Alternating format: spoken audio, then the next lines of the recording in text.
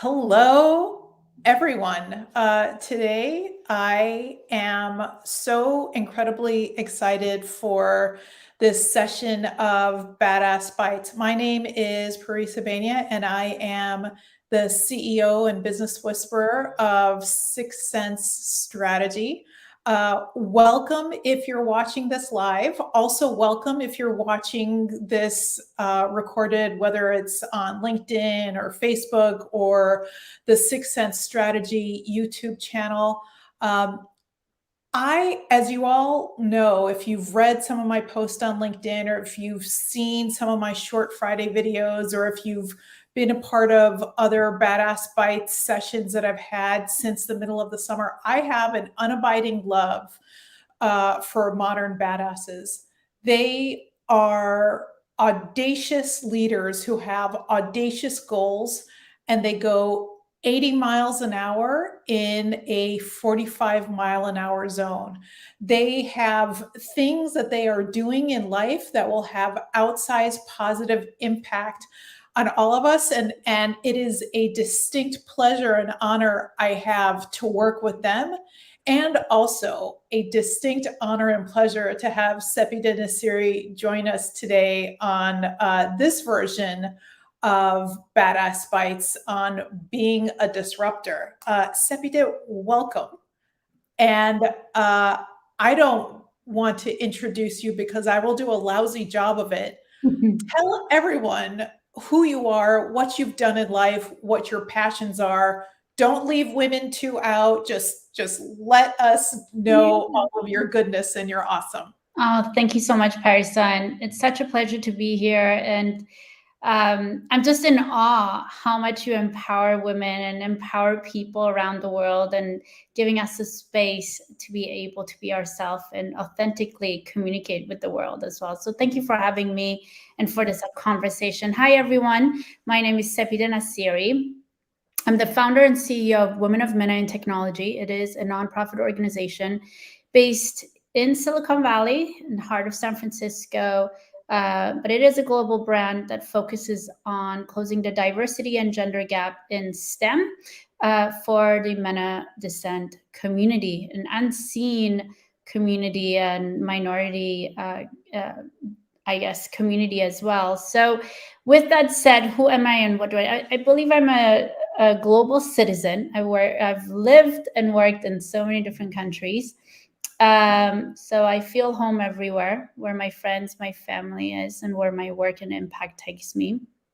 I also think that as a serial entrepreneur, I do look at the world a little bit differently, is how can we not only leave a legacy, but really leave impact on people. So that's one of the things that's really important to me. I started my journey at 4 years old, moving out of Iran.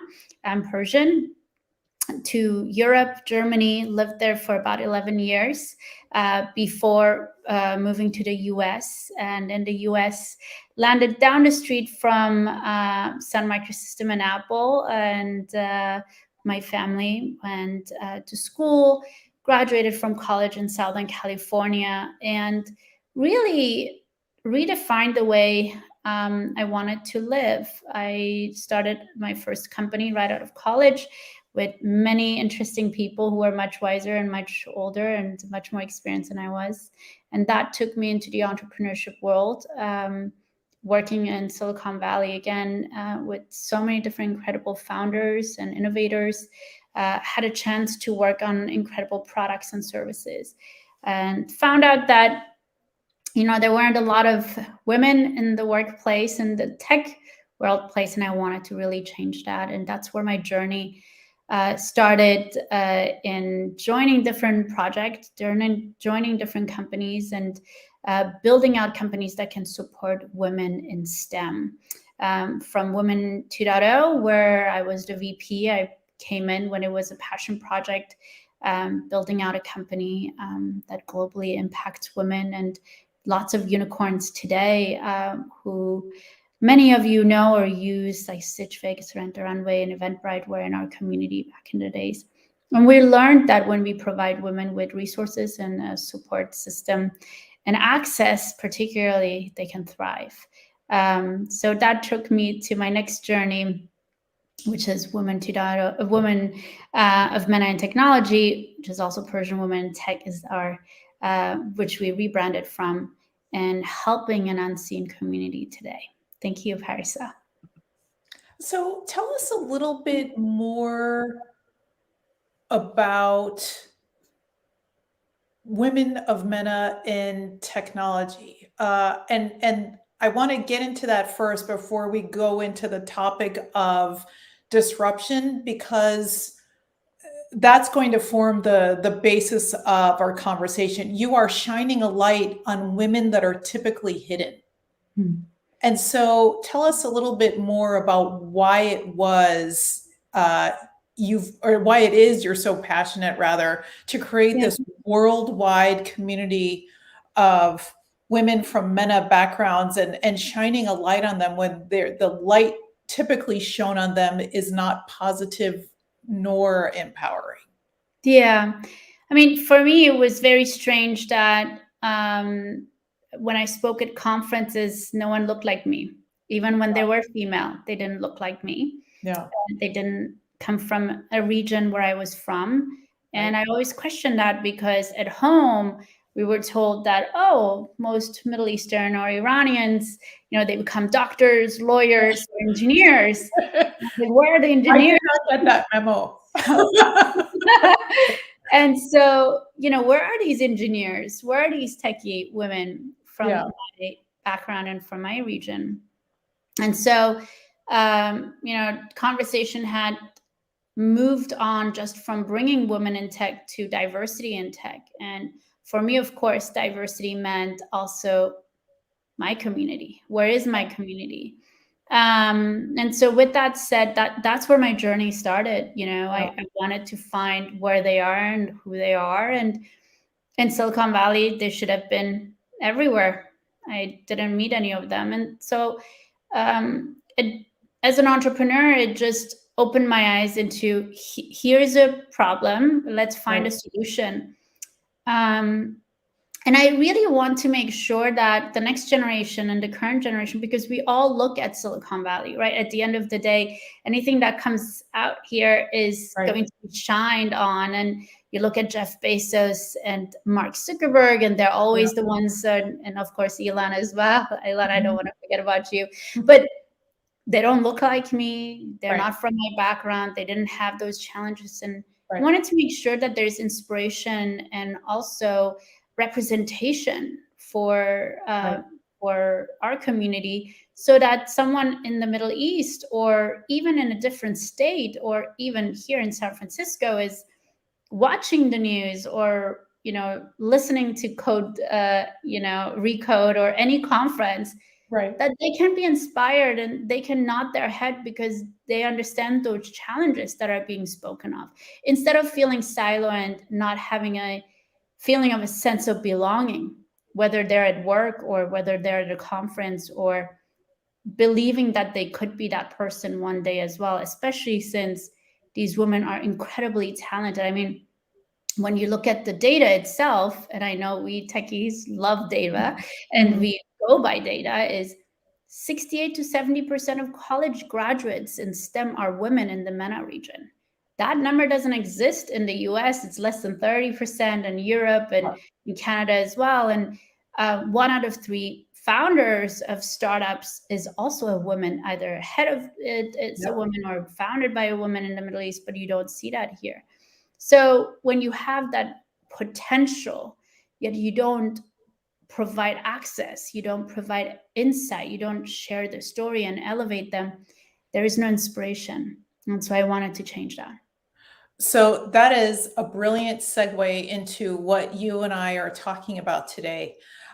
So what I have done, Sepideh, you are very familiar with this, is I have curated a list of 14 traits of modern badasses, and I will share with everyone if they're interested in looking at that blog post.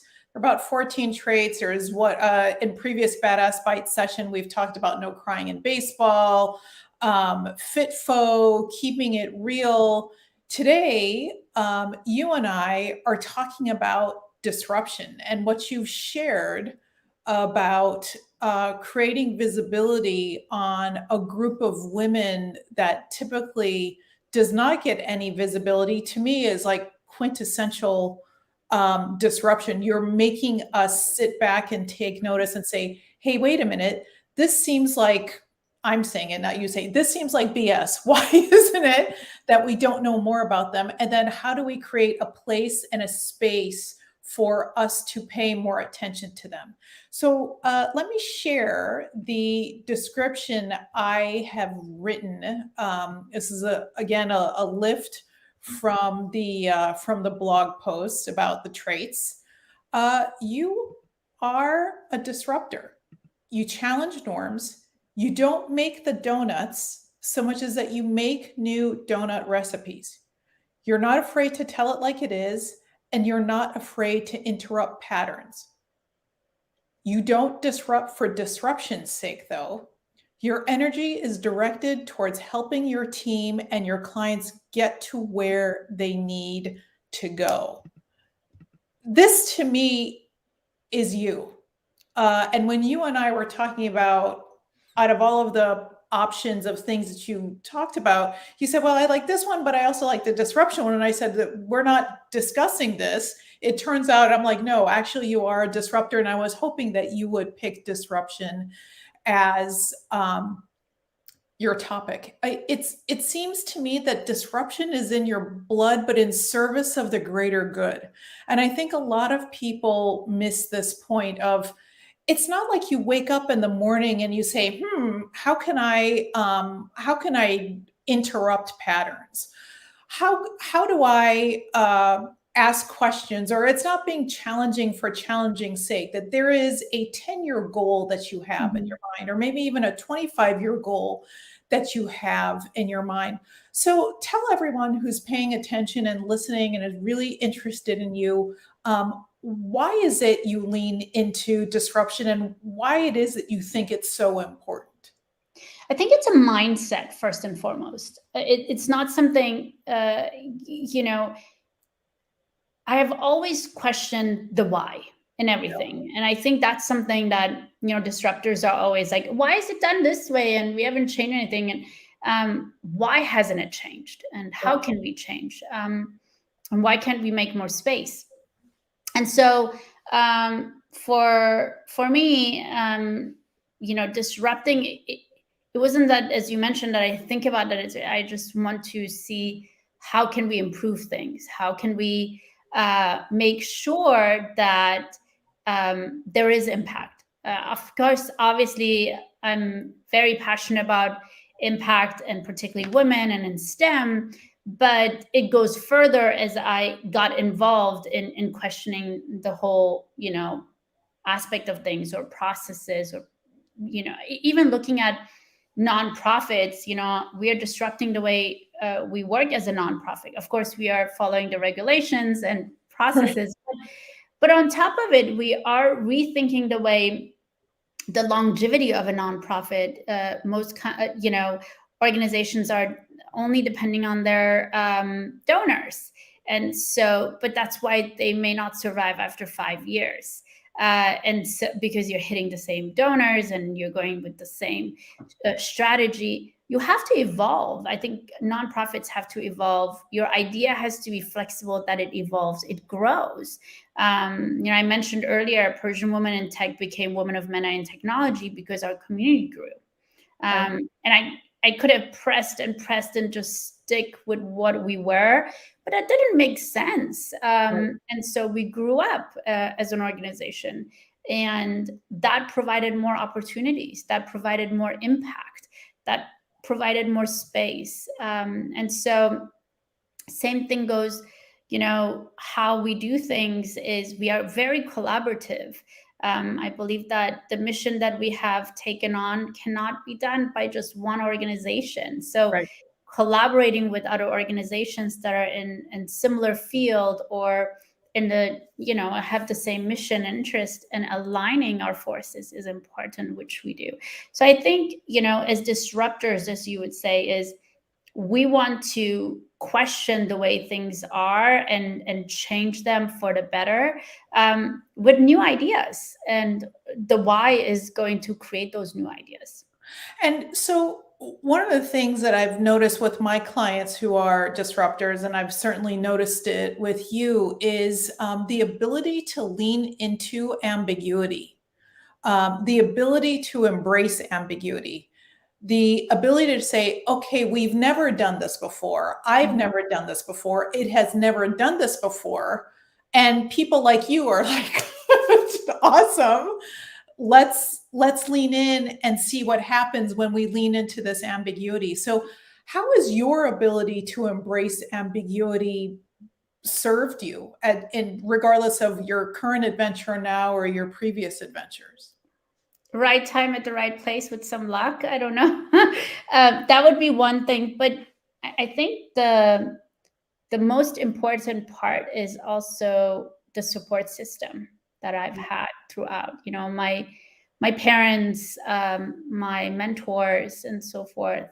I didn't have a fear. You know, sometimes, and I think whether, and I don't want to say it's a gender thing. Fear is fear. Everyone can have Right. fear of the unknown. I just plunged into it from a very young age. If you look at, you know, from 4-year-olds going from one country to another, Right. meeting new people, meeting new schools, and so forth. So for me, the unknown was not a challenge. It was more a new thing to discover, a new way of discovering things. And I think it's really important for innovation. It's really important if you want to do something and create something, you have to embrace the unknown and the fears that you have as well. There is always this conversation about, you know, what if you fail, or what if it's not the right thing? So what? It's, you know, you live one life, and if you're not discovering new things, then you're constantly going to be the same person. You're constantly doing the same thing. Essentially, you become a robot. Yeah, that's an interesting point. And one of the things that I've said to my clients, and I have to remind this to myself, is no one is going to take you to jail for conducting an experiment. Like, the worst that's going to happen is that you're going to try something and you find out, ooh, this isn't going to work. That is a data point to act on for whatever it is that you decide to do next. And one of the things I notice about disruptors like you is like, keep on accumulating failures or setbacks or whatever, mistakes, whatever it is that you want to call it. They're not actually mistakes. They're probably miracles in the making. But keep on accumulating those things because they are in service of the thing that is the next thing on the horizon that maybe you haven't fully envisioned yet. So tell us a little bit about how you've embraced, let's call it a setback. Let's call it I didn't quite anticipate that happening. How does being a disruptor help you manage through that? You know, first recognizing it, right? A lot of us just focus on doing instead of also taking time to really assess where are we with this work or this passion or what we wanted to accomplish. And from there, some of us have a really hard time asking for help. For conversations. I call it sanity check. I have plenty of those sanity check conversations on so many different levels with different people. Female, male. I do believe that you have to surround yourself with so many different types of people. And those have helped me recognize even something that is not working can work in a different way. Or hold off and pause on things, and stick to that. You know, you have a gut feeling, and I have it at least, and it's just, you know, before you know, kind of a thing. And so when that happens, you kind of have to figure it out and move forward from it. Find the tools, find the people to help you dig yourself out of where you are. Yeah, and so let's talk specifically about women of MENA and technology a Mhm. little bit more, because it is the perfect example for disruption. We've established that these women previously didn't get any airplay. And then what's also true, you and I have talked about this quite a bit, is that a lot of times if they're at the more senior level, they're the only the only woman at the table, and they Yeah. may also be the only woman of color at the table. And so all of this intersectionality of struggle, that also is what you may be experiencing now. There are likely a lot of people out there saying, Sepideh, why are you investing all of this time, effort, and energy to create a worldwide organization for women of MENA backgrounds in technology? There's a little thing called LinkedIn. There's a little thing called Chief. Why? Yeah. Why are you making everyone sit up and take notice and say, no, actually, this is significant? Help us understand that better. Well, I did receive a lot of those, and those conversations. Why don't you just make it women? Why don't you take out the rest of it? Like that. This, I think, we it's now proven that having a niche is actually really important. If we all generalize and we all general, then Yeah. there is no difference in your work or who you serve or how you serve. I'll give you an example, which is completely different, but even how we curate a product and service for someone, if you don't have a niche, you're going to miss on it. And as an example, the auto industry, with their safety, when it crashes, and if you don't have the right safety in place for women, and most of these safeties were done on mannequins that look like men, so there is more women actually dying in crashes because there wasn't anything curated for them and it wasn't a niche. So this is an extreme, of course, but I think the niche was really important to recognize an area that is unseen, that hasn't been given attention to. And when you look at even the market size and the opportunity that was there, I saw a vision that a lot of people might not have seen. I saw, without bias, something that others didn't see, because sometimes we have biases. Even we want to Right. just hide everything, right? We want to hide that we are from a certain nationality, or from a background and so forth. For me, I was in a position where I was able to shed all of those and just see a problem, a challenge, and I wanted to identify and work through that. And one of the things that I think is so striking about the work that you're doing is that you're making all of the women, whether or not they're in STEM or not, that are from the Middle East, say, is this actually my moment to stand up and say, this is my identity, and step into the power of the identity, as opposed to hiding behind or trying to make ourselves a little bit more palatable or acceptable to Western culture, let's say. Yeah. I remember growing up in the United States during the time of the Iranian Revolution. My parents said, if anyone asks you where you're from, say Turkey.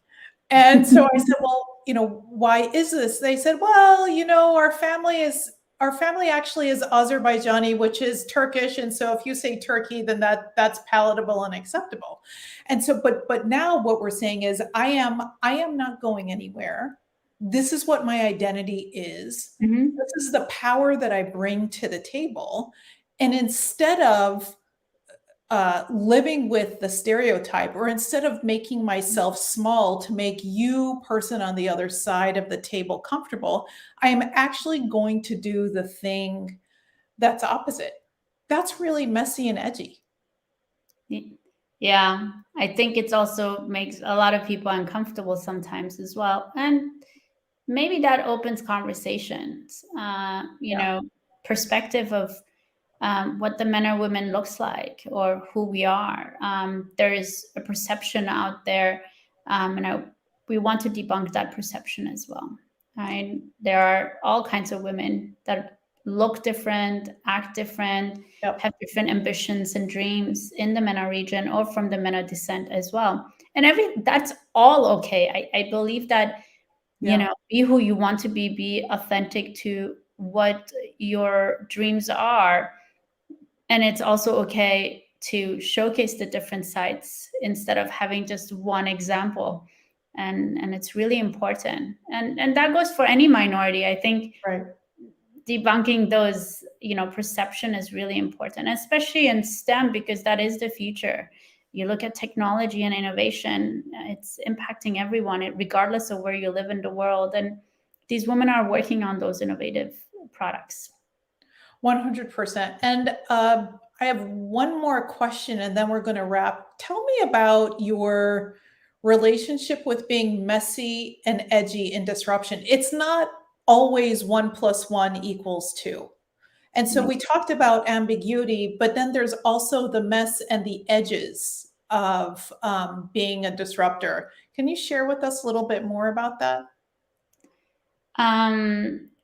Can you explain a little bit the mess part? Because I'm a super organized person. But yeah, so I know, but it's related to this idea of ambiguity. So I am a big fan of saying throw stuff. I usually use another word, but throw stuff against the wall and see what sticks. I don't mind that because I'm curious to see what gets produced out of it. And that can be extremely messy.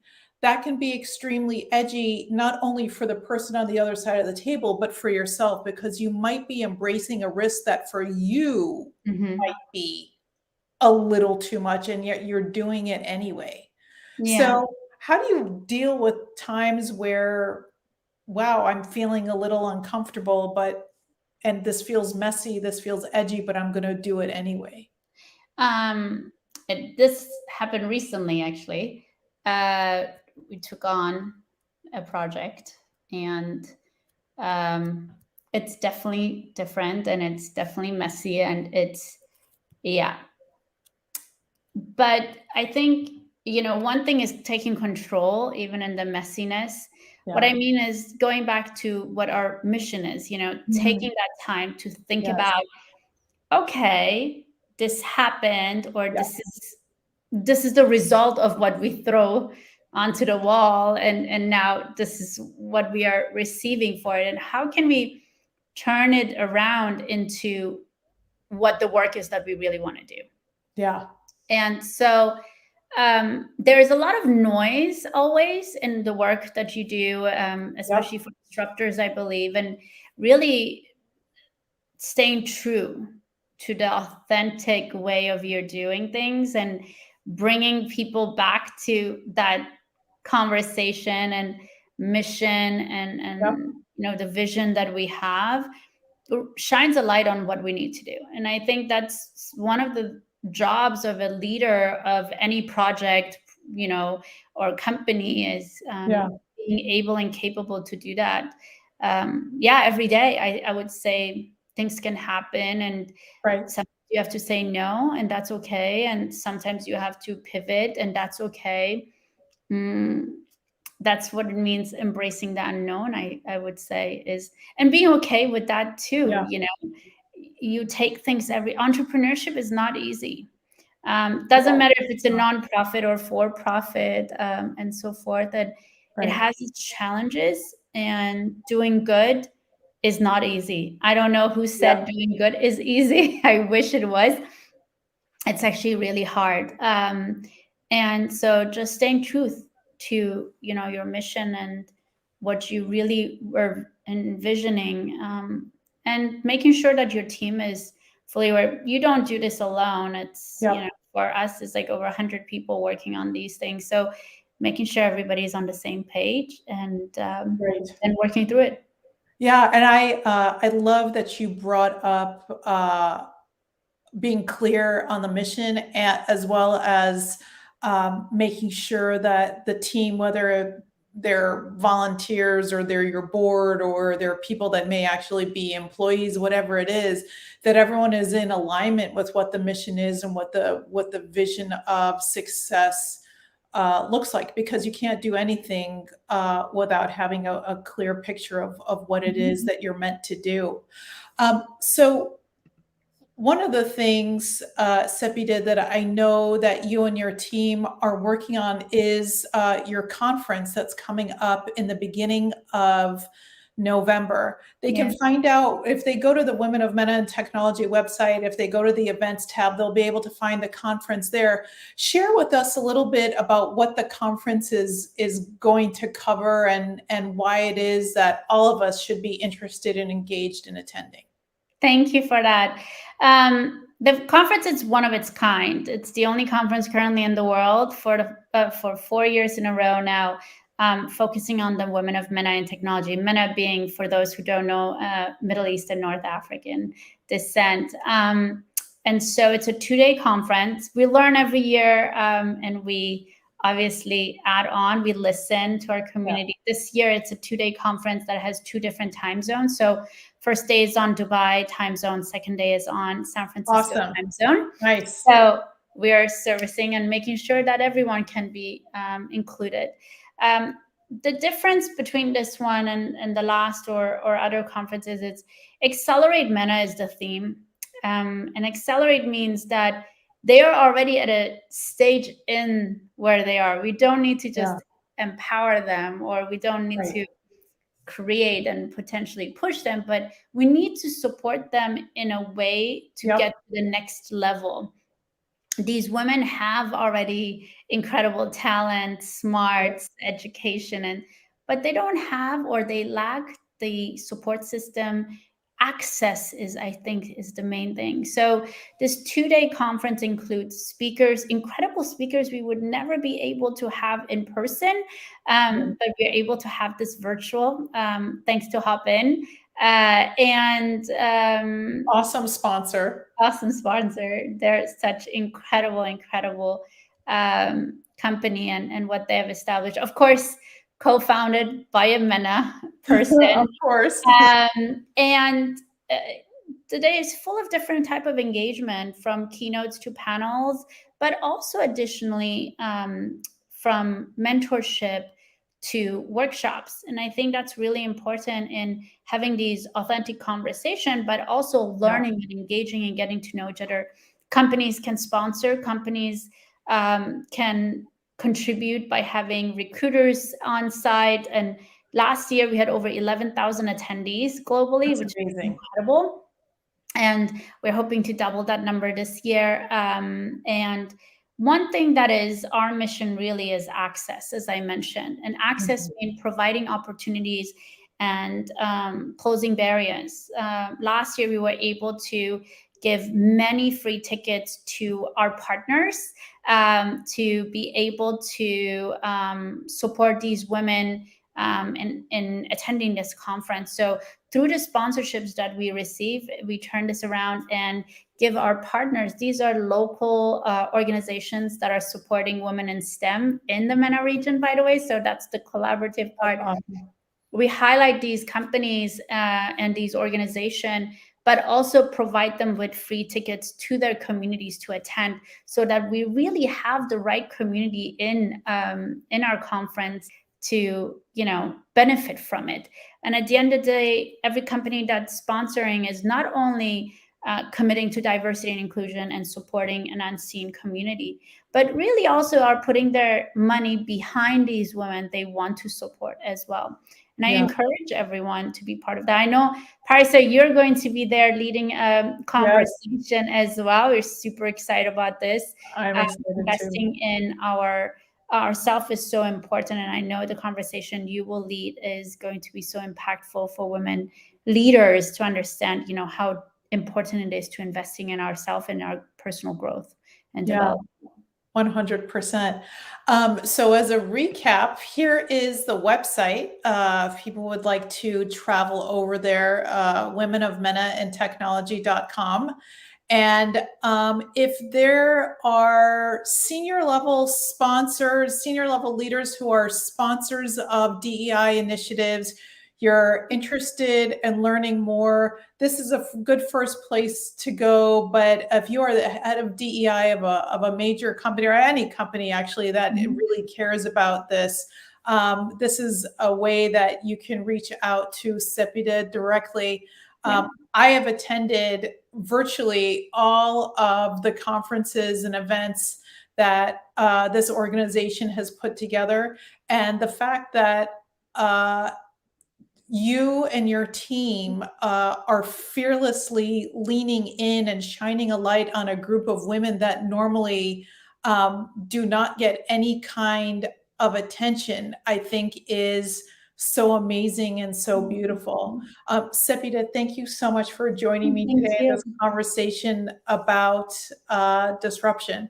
So for the rest of you joining live or watching this recorded, thank you so much for joining. If you have any questions, here's how you can reach out to me, Parisa at sixthsensestrategy.com. Happy to be helpful in any way possible. Thank you so much, you guys. Have a great rest of the day. Bye. Thank you, Parisa.